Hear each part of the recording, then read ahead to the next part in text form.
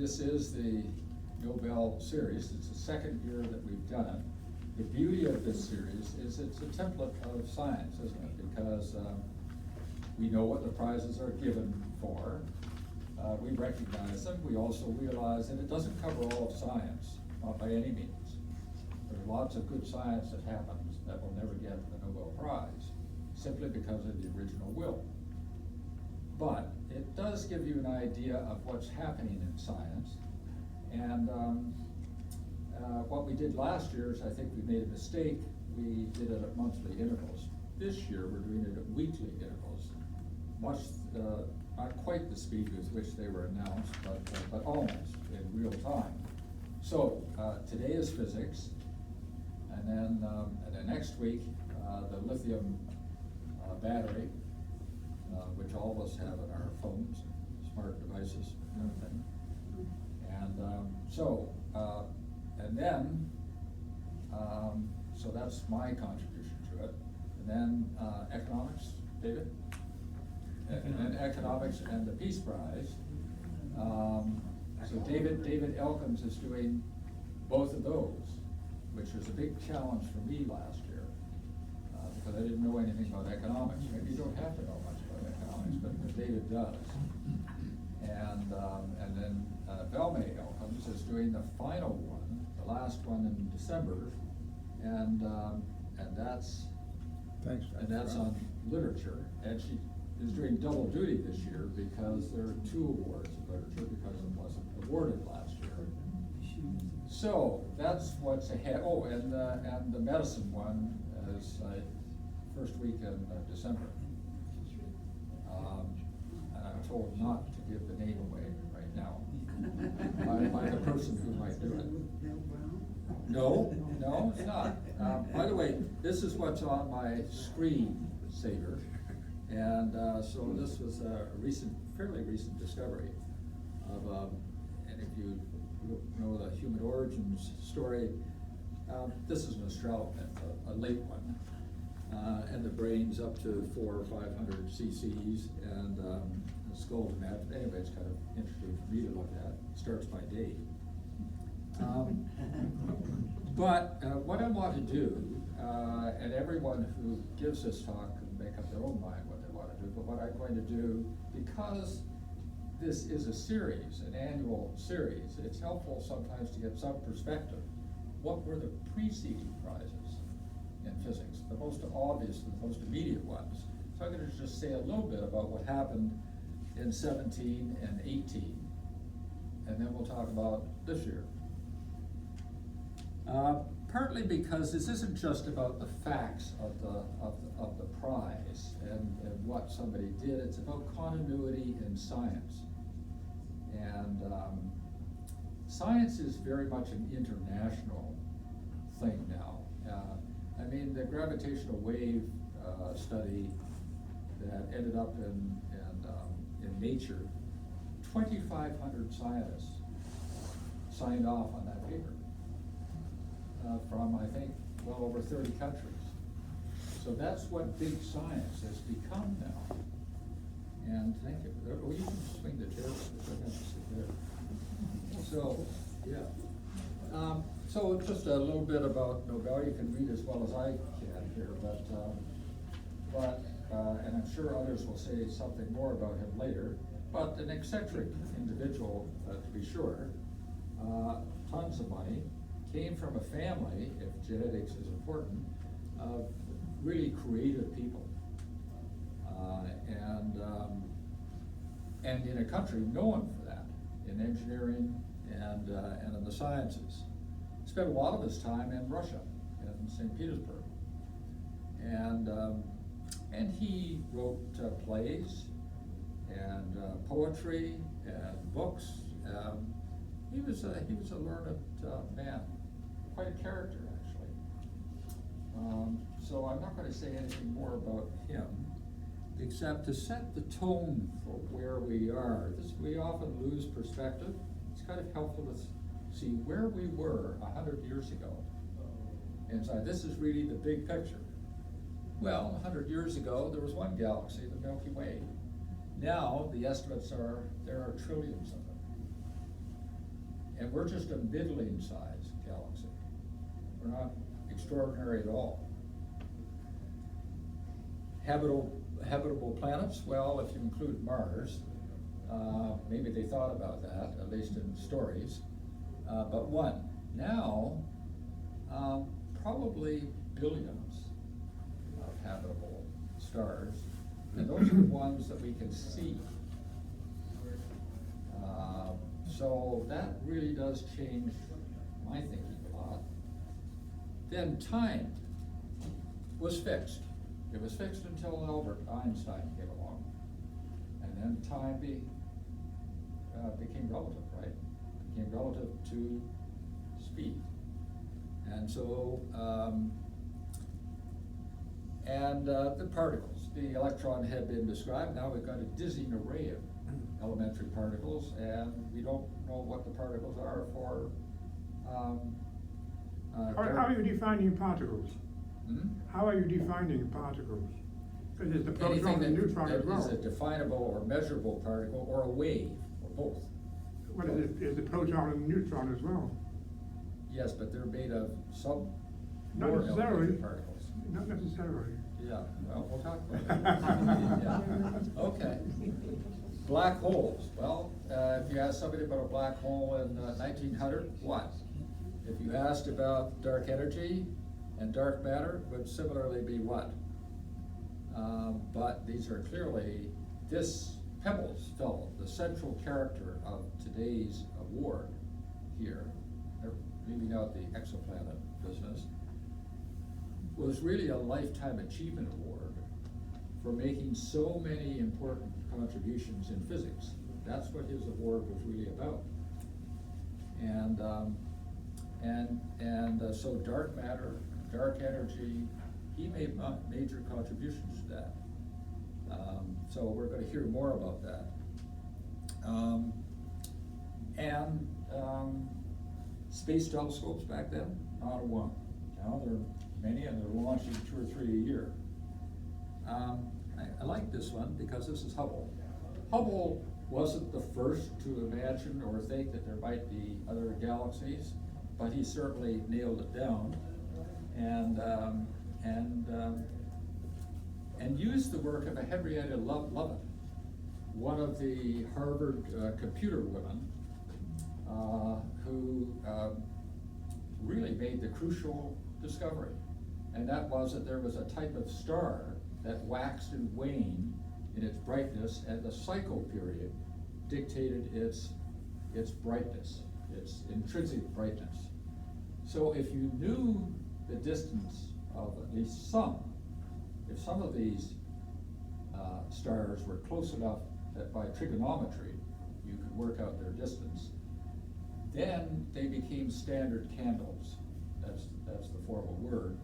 And you could look at other stars, look at their cycle period, and say, okay, if it's cycling every 2 months, its intrinsic brightness is so-and-so. The measurable brightness on Earth is this, and figure out what the likely distance was to that star. Now there are a whole bevy of techniques for doing that, but it was really a remarkable discovery on her part, and Hubble used that as one of his tools, and didn't get a Nobel Prize, incidentally. I'm quite sure why. And Henrietta Lovett was considered at some point, but she died, and that's been an unfortunate. The Institute does not award Nobel Prizes posthumously. That's too bad in this case. So, the gift that keeps giving, Albert Einstein. I'll tell you, it's remarkable. The guy is long dead now. He, by the way, died of a dissection of his abdominal aorta over several days. And the interesting thing is that by his bedside, when he died, the pages had fallen onto the floor, and he was still working on trying to bring particle physics to merge it with relativity. Yeah, quite remarkable. But he, despite the fact that he really had troubles with particle physics, he was really the father of particle physics because he discovered that light was carried by photons, a particle, as much as a wave. So that's what really launched that field.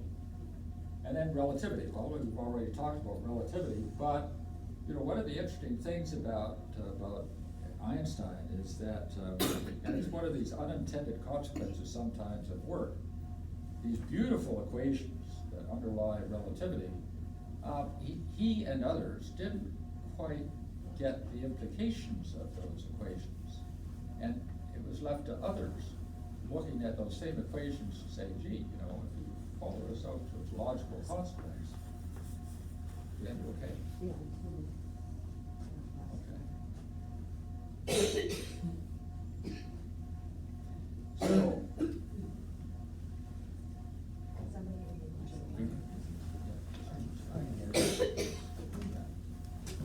yeah, that's a bit.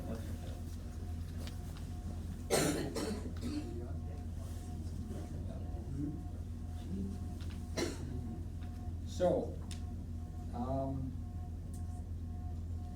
Einstein liked a constant universe.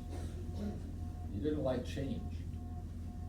And he didn't like the implications that the universe might actually be changing, because that's what others realized when they looked at the implications of these equations, that it was either expanding or contracting and actually expanding. And that's what Hubble showed, that the universe was expanding. And the stars furthest out were moving the fastest. So he was caught with these equations earlier. So he did what some people do, presented with a conundrum like that. He introduced a constant into it, which restored stability to the universe.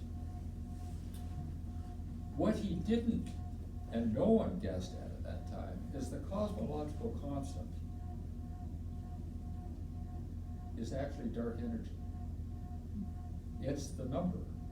It's the arithmetic equivalent of dark energy. And Pebbles realized that, looking back, the one that we're celebrating today. He realized, looking back at dark energy and what it did and how much it contributed to the universe, that maybe, hey, the cosmological, the constant seems to be almost the same things. Yeah. So, and that's how science works. That's one of the lessons that we're learning as we go through this series, that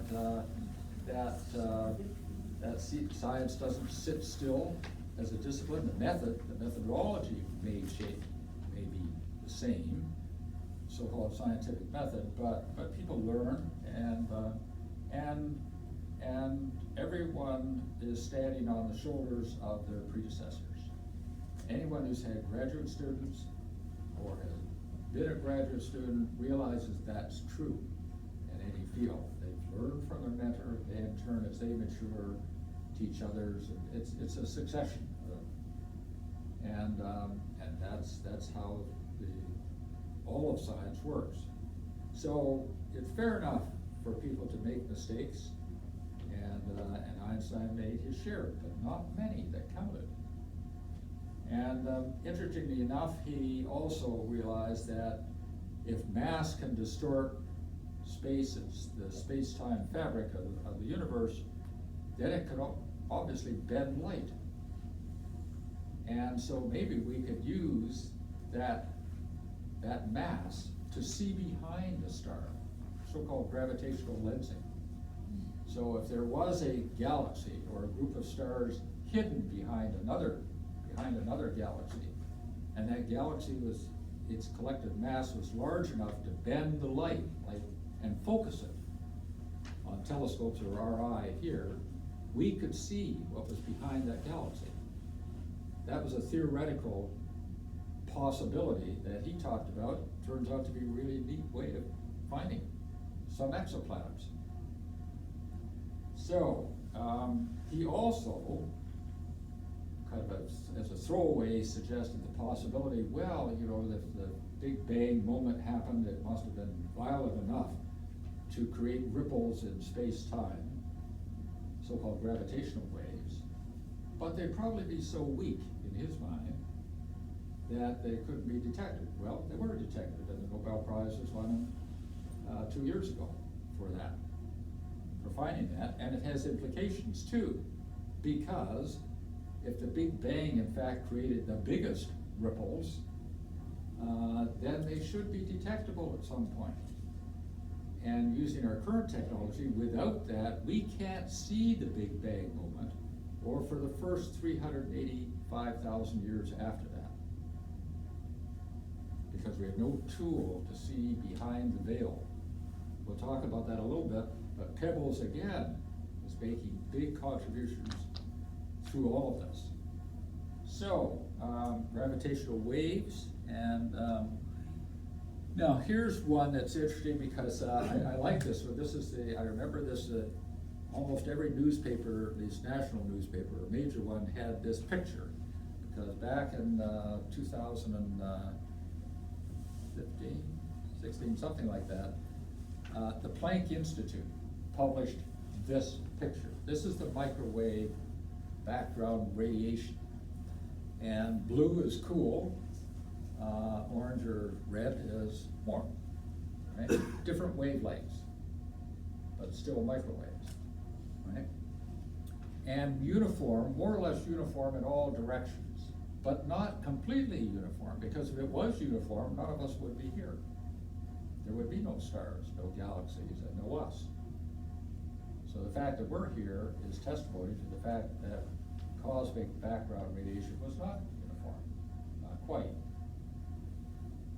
Interestingly enough, a group, an American group, well actually, I think there are 2 or 3 countries involved, but largely funded by the United States, the BICEPS group, working in Antarctica, looked at this map and said, gee, you know, those little wrinkles in there, the little curly cues in there, they're the gravitational waves. And they actually had a celebratory event at MIT to celebrate the Nobel Prizes that would be won by a couple of their faculty. I've never seen this happen in Nature magazine before in a month. The first, the celebratory thing, and then the retraction in a month. Because what happened? The Max Planck went back over the data and said, no, no, no, no, no, no. That's artifact. That's stardust intervening, and you didn't take account of that enough in your calculations. So it's all artifact. So everyone, or a lot of people were embarrassed by that. But the hope was, I mean, the stakes were high because they hoped that it would provide information about that first, the birthing experience of the universe. That's what everyone was after. We know a lot about the universe from about a billion years on, but that first billion years, especially the first several hundred billion years, that's been the big mystery. That's what Pebbles is all about. Okay? And his calling. So, but also, not to leave the last thing, I don't know whether I mentioned it, but with Einstein, I'm distracted a little bit here, but Albert Einstein also recently, you may have seen that paper with a giant black hole, an enormous, gargantuan thing, so far away that even with the best devices, it was hazy. And why was that important? Because if relativity was correct, then its shape and form should be as predicted by relativity. It was. So Albert was right again. And then one of the things I find the most wonderful about science is that they're very collegial. It's a small club, or at least it was a small club. And even when people disagree a lot, and certainly Einstein and Niels Bohr for sure. Niels Bohr was the father of particle physics, that weird world where you might know where something was, but you didn't know where it was going, or you could know where it was going, but you didn't know where it was, or this interactions at great distances, that things are coupled in some way. It's a very weird thing, but you know, the predictions of quantum physics are accurate to many decimal places. And we use them all the time with GPS systems and a whole lot of other technologies. So they work, as weird as they are. Einstein just couldn't buy anything that was so seemingly random. So he and Niels Bohr had, over years, had these I won't call them arguments, but these disagreements, yeah. And sometimes they'd be on a train trip somewhere, or a meeting before the meeting, or after the meeting, and Einstein was famous for these thought experiments, and he would create these very complex, challenging thought experiments. Well, Bohr explained this one. And Bohr would very patiently go at these things and usually show that, well, always showed actually, that Albert was wrong. When Bohr died, they went into his private study room. And there was, on the blackboard, was Albert's latest missive. Next idea, next challenge, and Bohr was working on it. And I thought, isn't that a gentlemanly way to do things? To be able to disagree about the most profound things, in this case, in the universe, and yet, best of friends, they just disagree.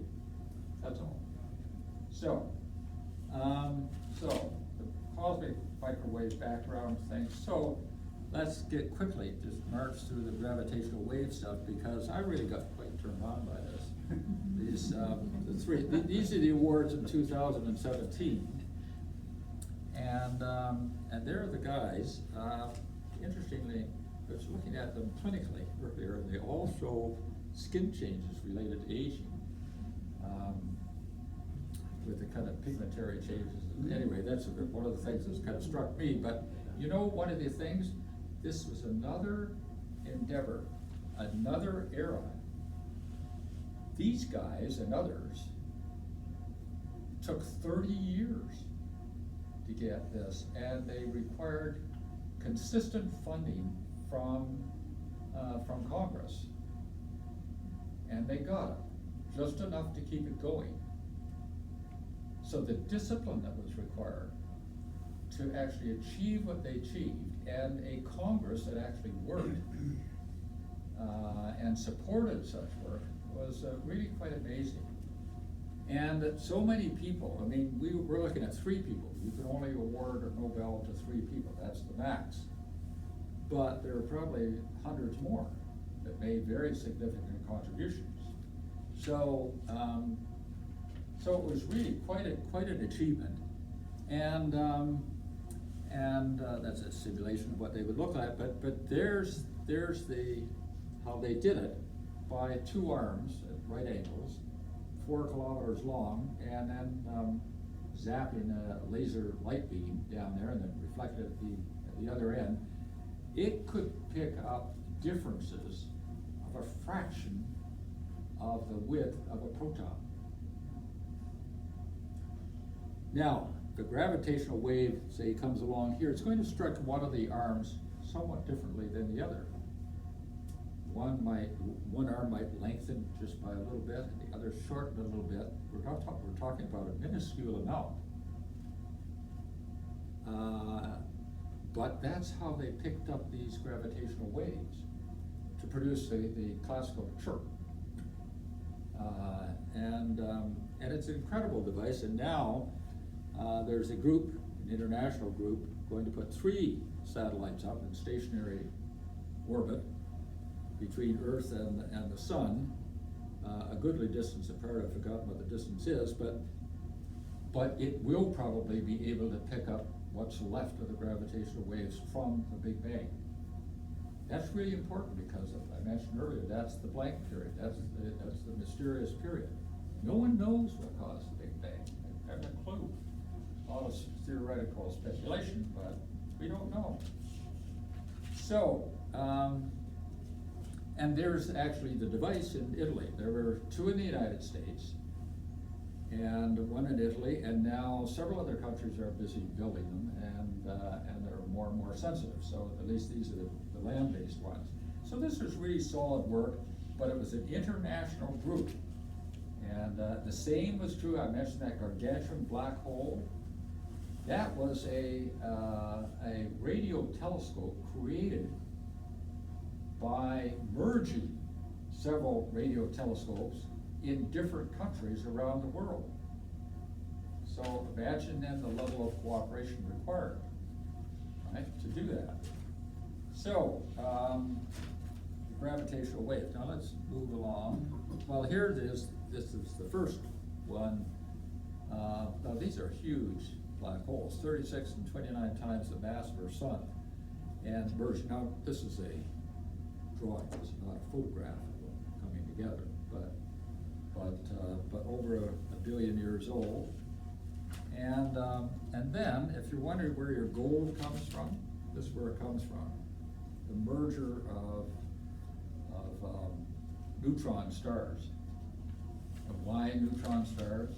Mary Webster probably knows this for sure, because they have the pressure, the gravitational pressure and the heat to create the heaviest elements in the periodic table, and gold is one of them. So it's a bit of a joke. I say that some people say that you're looking at gold, you're looking at stardust. Well, you are looking at stardust because it required an event that violent to create it. So then on to last year, and the only thing I want to point out is Donna Strickland here because University of Waterloo, which still has a position, had a rather lowly position until she got the award.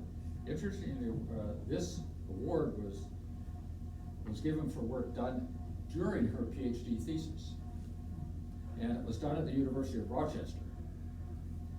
And Gerard Moreau was her mentor.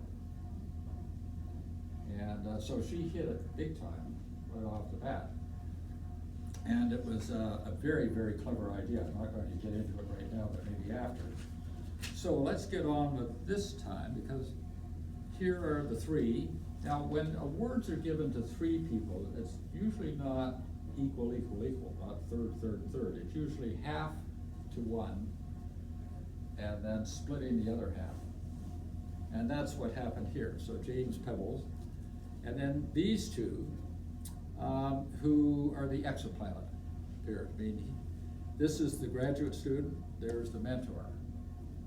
Both of them have appointments in Switzerland now. And actually, we'll say a little bit more about him, but he's also at Cambridge. But Pebbles is the big one here. I mean, the Exoplanet story is a really engaging one because we're talking about the human obsession with our origins, and whether we're the big man on the block or not, or whether there's life elsewhere. That's what we're obsessed with. But it's not necessarily the most important stuff that's going on. That's what we think is the most important, but that doesn't mean it's the most important. So there's a kind of a picture of the 3 of them. Pebbles in the middle. He looks like a lovely man, and apparently is. Yeah, just a lovely man. And so just highlights it. I hate busy slides like this, but in a way, it's the only way to get some of the material across. Because his prediction, now look, he got the Nobel Prize this year in 19 for work in 1965, when he predicted that the Big Bang should have an afterglow. The cosmic background radiation should have an afterglow. And he also suggested, he wasn't the only one suggesting this, but I think he was one of the lead figure, or one of the lead figures, in suggesting, look, there just isn't enough mass out there in the visible universe to shape galaxies and stars where they're shaped. There's something missing. Dark matter. You can't see it, but you can see its effects in molding galaxies and stars, one of which would earn a Nobel Prize. And then in 1998,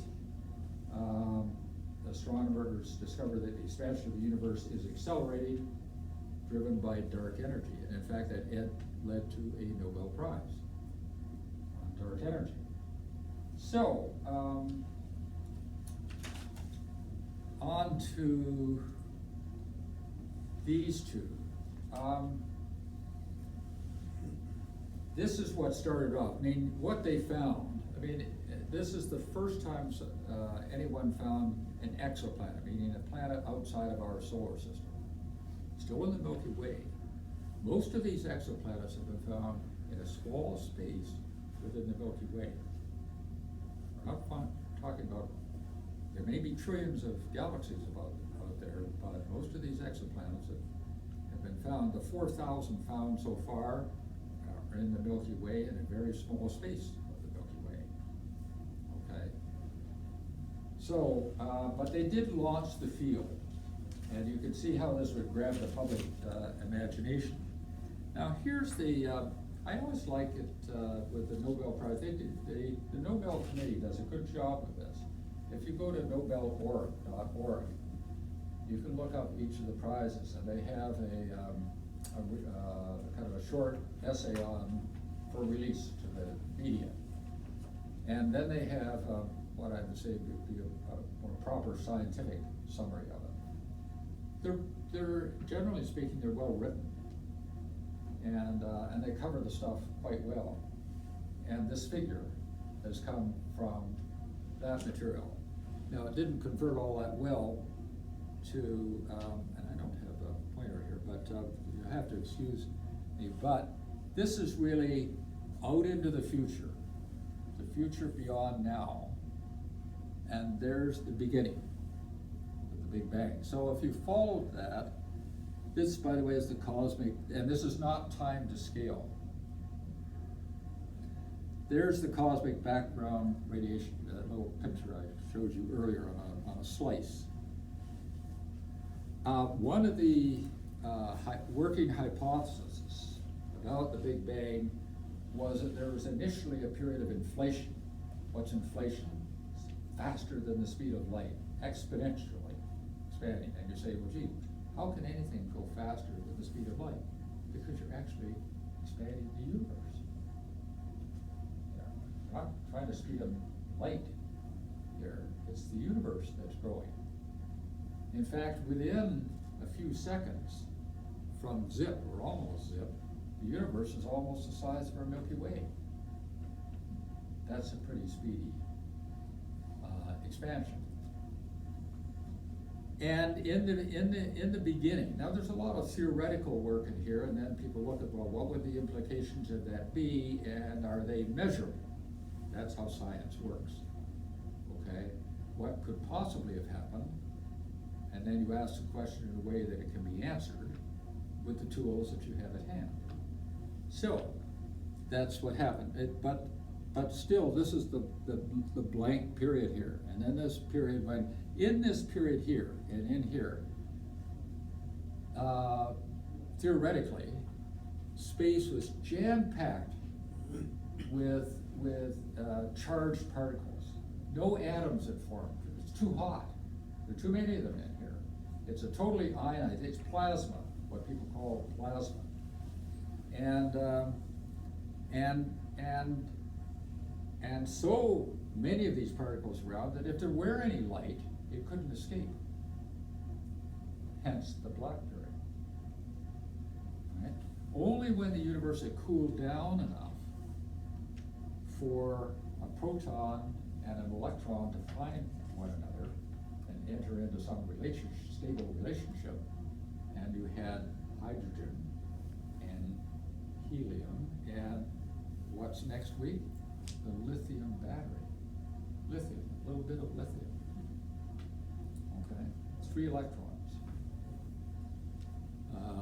Kind of interesting. So this period of this very, very hot plasma here, and then I say all of a sudden, we're talking over billions of, or hundreds of thousands of years here, then it becomes visible. But not visible if we had been there, well, we would have been roasted, but if we'd been there, we would have seen that as light, that we would recognize as light. But because the universe is expanding and moving further and further away from us, because of the Doppler effect, the wavelength changes. And so now they're microwaves. What is the Doppler effect? Well, you have it every day. If you're standing still at a corner or a stop street and a car is coming towards you, the frequency increases. Okay, because the waves are kind of piling up, because the vehicle is actually moving towards you. And they kind of pile up. And then as it passes you, they kind of separate more. So if something's moving away from you, it's spoken of as red shifted towards the lower frequencies. If it's moving towards you, it's blue, toward the bluer thing, the shorter frequencies. It's important for something I'm going to show you later. It's how, so that's important. Now what, and they've shown that, notice the frequencies is changing, lower and lower frequencies as you move out here. That's what was put in the thing. Now the other thing is, when did the first stars and galaxies form? Probably as early as, say,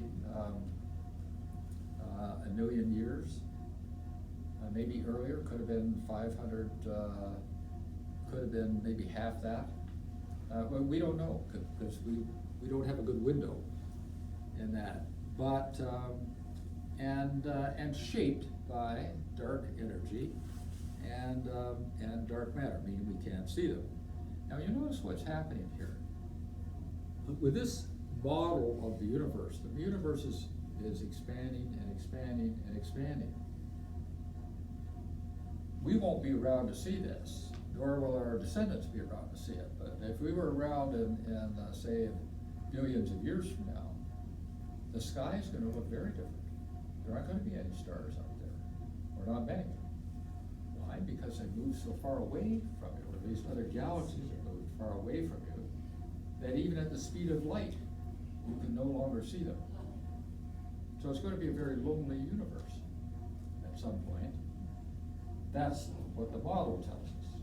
Now this is again, now hold on, I think I'm going to skip that one, that's too complicated. Now, here's the idea that one of the current ideas, which is that there's a web, there's kind of a thready web there that forms in space. The hydrogen, and to a lesser extent helium, isn't uniformly distributed. It's non-uniformly distributed. You saw that in the cosmic background radiation, that was so. And I said if it had been uniform, we all wouldn't be here. So it's that discontinuous thing that allowed this clumping to take place, and the formation under gravitational effect of dark matter and ordinary matter. They begin to coalesce and start spinning, and then whole galaxies form and stars as well. But there is this web that can be seen at high resolution. So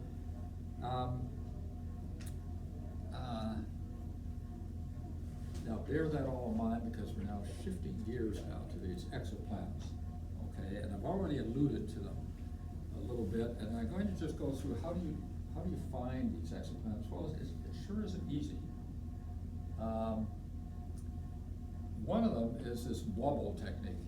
What happens if you have and I'll show you the slide in just a second, but if a planet is orbiting even a big star, it still exerts some gravitational pull on that big star. So that big star actually, its orbit actually changes. So sometimes it moves a little closer to someone on Earth, or a telescope here, and a little bit away, the so-called Wobble Effect. And if it's moving away, the frequencies are, remember that, what I mentioned, the Doppler effect, frequencies going down, and if it's moving towards you, frequencies going up. So you can tell by the change in the frequency, the Doppler effect, you can detect this wobble effect. That tells you that there's likely a planet that's caused it. Even if you don't see that planet, you infer that it exists, right? Sometimes you see it more directly, because if you're looking right at the sun, and you notice the light dims a little bit as the planet comes around in front, even again, if you don't see the planet, if the overall light dims a little, well, something caused it to dim, and likely a planet. So that's another way of doing it. So all of these are fairly indirect, but being good engineers and good scientists, at least in astronomy, are often very good engineers. The two disciplines are almost the same, they complement one another. So they'll look and say, oh wow, what can you tell us about that planet? I mean, you're certainly at the distances we're talking about, you can't actually see them. So how would you know about their composition? If light goes through elements, the elements kind of absorb the light. So you see these absorption bands, missing light at certain frequencies that say, tells you it's hydrogen, or tells you it's helium, or tells you it's carbon. That's of interest. Carbon is the cardinal, I think, the central player in life. And so those are all very important things. So spectroscopy is very important, right? So let's just go along here and, well, here's this radial velocity method. It always looks tricky when you see it out here, but the planet and its sun rotate around the common mass. What's the common mass? Well, they're pretty close to the big sun because that's where most of the mass is, but it's not the center of the big sun. So the sun does develop an orbit. And as I said just a few minutes ago, it moves away or back to an observer on Earth, which can be picked up with this Doppler effect. So if it's moving away here, around this common mass center here, it's moving away, the frequency is red shifted, and the frequency is going down. If it comes around the other side and it's coming toward the observer on Earth, then it's blue shifted and the frequency increases. So there's the evidence for the wobble and using that Doppler effect. And here's the spectrographic evidence of that, where light has been absorbed according to which elements are included, or at least are blocking the light that you're getting, all right? So, I've already told you this, so you don't need to see that. You don't need to see that either, or that. Now this is, I do want you to see this one though, because this is in the Nobel paper. Because I told you, the Milky Way is just one of these spiral galaxies. Most galaxies are spiral galaxies, meaning they have these arms, a spiral. We're in a rather unimportant part of that. So our solar system is kind of here. There's nothing to distinguish us from any other arm in here. But this is the area being searched for exoplanets. This is the whole Milky Way. And it's only one of trillions of galaxies. And when we're talking about 4,000 exoplanets, we're talking about a very small search area. Granted, it's outside of our solar system, but it's still a very small search area. Okay? So if you find 4,000 in a small search area, and multiply it by the number of similar search areas, you see where the numbers are going. And they're going nowhere but up. And so here's what I kind of took away from this, that there are 40 million possible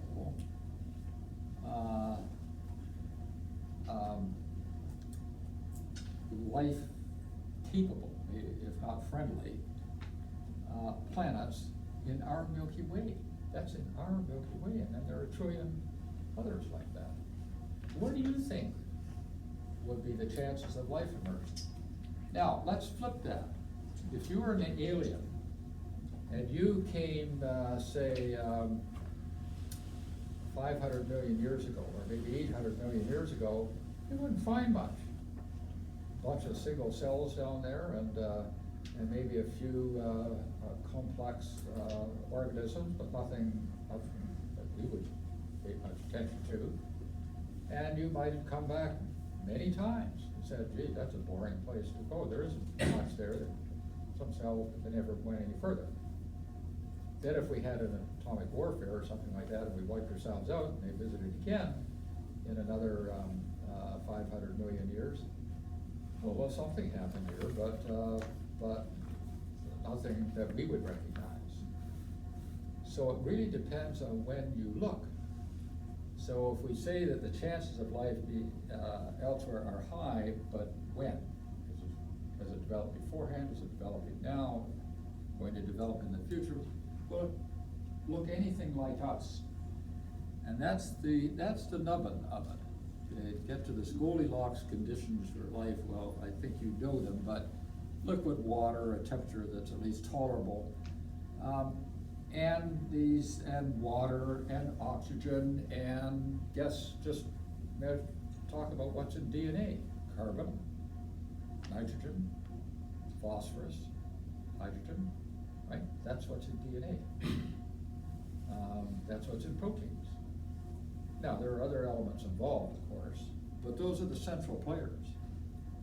And those are the ones you would like to find. And so, this is a very, very interesting question. Very, very interesting question, because to what extent is biological evolution deterministic? Meaning, is it just a crapshoot chance everywhere, and everywhere develops its own game plan, completely its own game plan? Or are the rules of physics and chemistry the same everywhere in the universe? And I would guess that they are.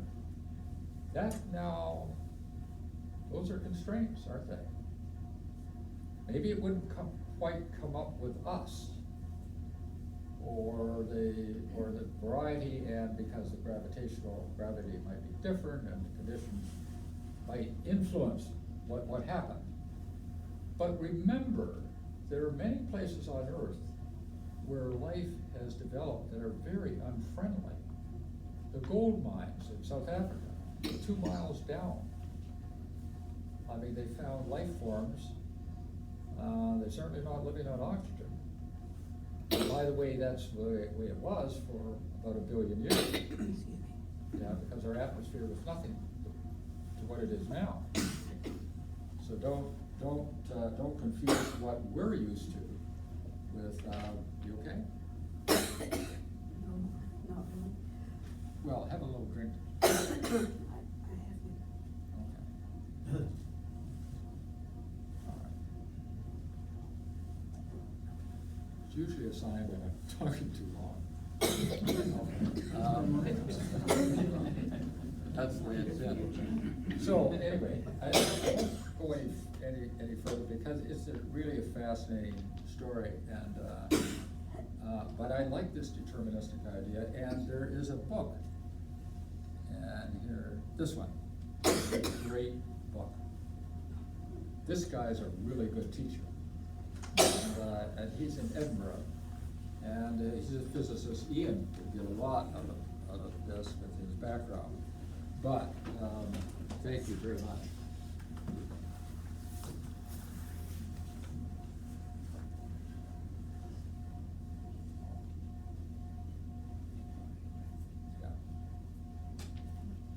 So, any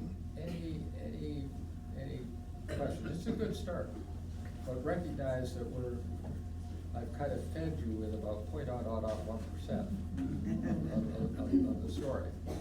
But any thoughts? No? You're disappointing me.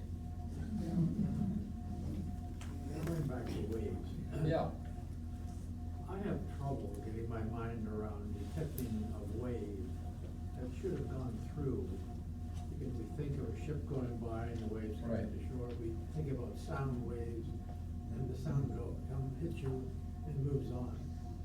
But how do we detect a wave from something that happened so many billions of years? Well, because those, imagine a pond, and people have done these studies, where the old one, you throw the stone out, you see the ripples go out. Long after you think that pond is back to flat, it isn't. It's just, depends on the sensitivity of the instruments with which you measure. The same with the gravitational waves. After all, we're talking about those tools in the United States, both of those Lego places. They were picking up errors of a fraction of a neutron. That was the difference. That's a very, very small bit left over from collision of two giant black holes, right? So they're using very, very sensitive equipment. That's what allows them to pick them up.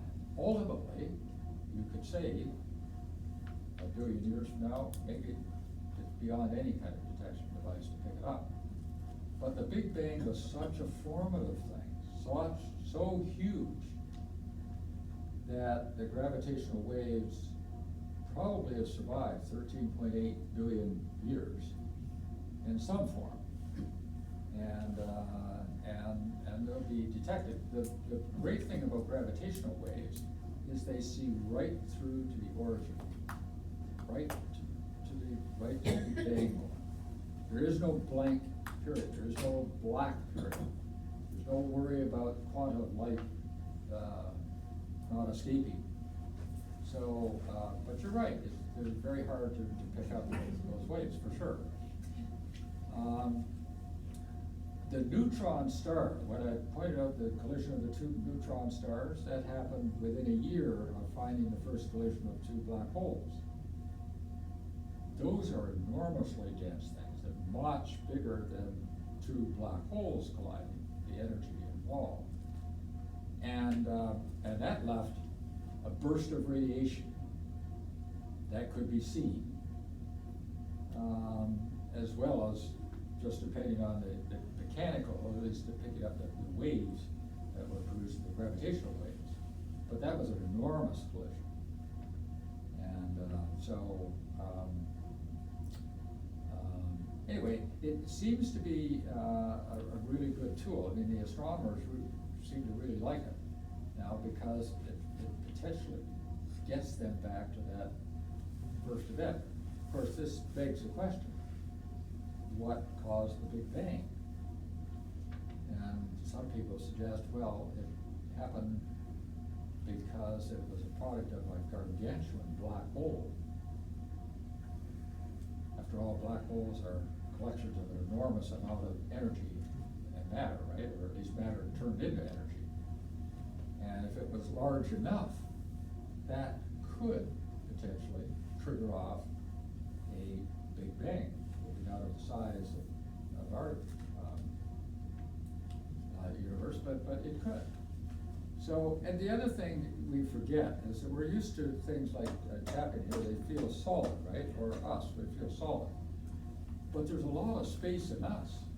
There's a lot of space between every nucleus and even the lowest flying electron. I think one of the comparisons I saw one time was a baseball sitting at home plate. That would be the nucleus. And the first orbit was beyond the outfield in the parking lot. And that was so in relative space. So we have a lot of space that we can collapse into. It seems that because we're solid, it seems we're solid, but there's much more, we're made of much more space than we are substance. Does that sound crazy? Yeah, but it's true, I think. Anything else? So we're all just nothing. Yeah. Probably a silly question, but one of the things that I have difficulty with is that in that diagram you had at the beginning of the world, or the Big Bang, and then everything expanding into Right. the universe. Well, first of all, I take it that the heat and everything caused is just the particles were moving really quickly initially, and then somehow the particles slowed down when. Well, it cooled, it cooled, as the But universe how- expanded, it how- cooled. How do they cool, though? In other words, you've got, around it, presumably there's nothing, because everything that we know about is the universe itself, which is expanding, and it's, can't be expanding into anything, so this is like a fundamental concept. I don't understand. Yeah, well, it's a really interesting one too, because when you see drawings like this, artists' creations, you think, okay, that's interesting, what's going on outside that? And that's a fair question, because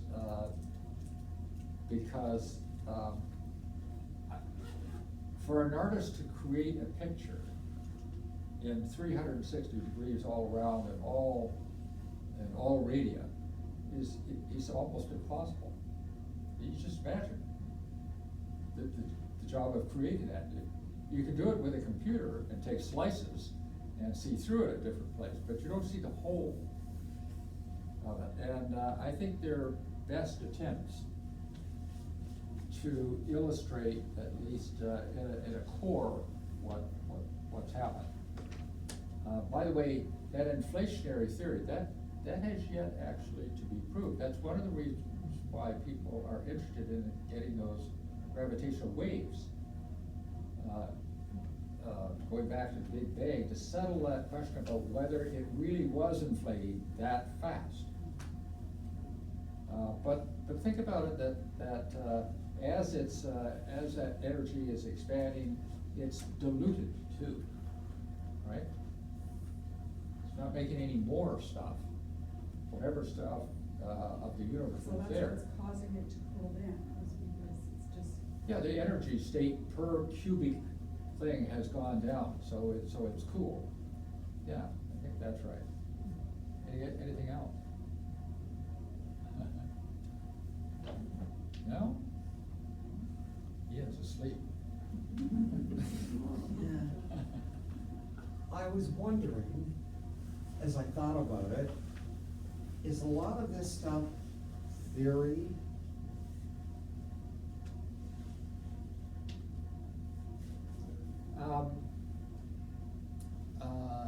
It is because number one, we don't know what caused the Big Bang, and we still aren't clear about what happened in that first several 100,000 years. But after that, we actually have direct visual evidence, because to look far out is to look far back. One person's analogy, and actually it's written in the, I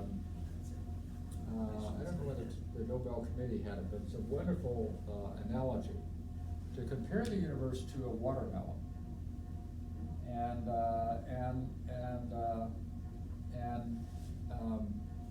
And the seeds would be galaxies or could be stars. Now mind you, a lot tinier, relatively speaking. And so that gets at what you were asking, that it's three-dimensional. Really, it's not two dimensions here, and it's in all directions. I was reading something too, that the universe is Yeah. flat. Yeah, and that cosmic background radiation is the skin just on the outside of the melon, and beyond that is a skin of that black period before that. So that that's one of the things that satellites are very helpful with, and because of their high resolution, they can actually, and because they can look over a broader spectrum of frequencies across the electromagnetic spectrum, you really can look a way back in time, as far back as certainly 13 billion years. You could go back that far, for sure, and beyond that. That's verifiable. But again, it's tricky, but much before that. I don't know whether you remember that the Russians, when the United States was developing stealth aircraft, and by the way, it was a Russian mathematician who came up with the mathematical formulation for it that the Americans used, and the Russians didn't use it, at least the formula paper. But one of their solutions to make an aircraft stealthy or to make part of the universe blind to us was to create a layer of plasma, ionized plasma around the aircraft. Well, guess what we're talking about for the first 300,000 or 400,000 years of the universe. It's a sea, it's a dead sea or soup of highly ionized soup. It's impenetrable to anything, except gravitational waves probably got through it. And but that's why we can't see into that. But it's a way out of that skin. I kind of like that analogy. There is a, how are we on time? Well, I'll just one little story and then we quit. Because it's a wonderful little one that, remember the background radiation about getting Nobel Prizes inadvertently. And so this is a little book I wrote. But one of the most important predictions of the Big Bang hypothesis was that several 100,000 years following the explosion, there should have been a burst of microwave radiation of sufficient size to be detectable. So there were people, like pebbles, looking for this microwave radiation. In 1964, two Bell laboratory scientists, Robert Wilson and Arnold Penzias, were working on a large communication network and became frustrated by persistent background static that resisted their every attempt to get rid of it. In frustration, they turned to, guess who? Pebbles. At Princeton University, where he now holds the Einstein chair, right? This team had been looking for just exactly that. That's what they were looking for. And this group is frustrated about it. They can't make any sense of it. So there's a wonderful little thing. Bill Bryson described a quirk of fate. Although Penzias and Wilson had not been looking for the cosmic background radiation, didn't know what it was when they found it, and hadn't described or interpreted its character in any paper, they received the 1978 Nobel Prize in physics. The Princeton researchers got only sympathy. According to Dennis Overby, in Lonely Hearts of the Cosmos, neither Penzias nor Wilson altogether understood the significance of what they had found until they read about it in the New York Times. I think that's a lovely piece. Isn't that a great piece? So, I don't know what was in the mind of the Nobel Committee, but they were right to acknowledge the background radiation, just not who found it. So, anything else? So, next week is a more prosaic subject, but one that all of you have in a purse or your cell phone. But it's more than that. If it were just a cell phone and you know the thing would go 6 months without a recharge, that's not the issue. The issue is we have climate change, and the problem with all the renewables, as we have them, is they're periodic. Wind for the wind generators, sun for sun energy or solar energy. So what's the rub? The rub is the storage. You have to be able to store that sunlight in the dark hours and store the energy from the wind in a time when the wind isn't blowing. We need batteries for that. That's much more important because that's what can power cities. So next week when we talk about that, that should be the perspective of what you're hearing about. So, and one of the other things you'll find next week too is that you know, reinforce with you that science is very much a step-by-step thing, and they all depend on one another, and most of the time they acknowledge one another quite well. So they're good. So that's what it's going to be about. And then we'll get to the chemistry prize, which is trickier. That'll be in early December. Okay? So, thank you very much. Thank you.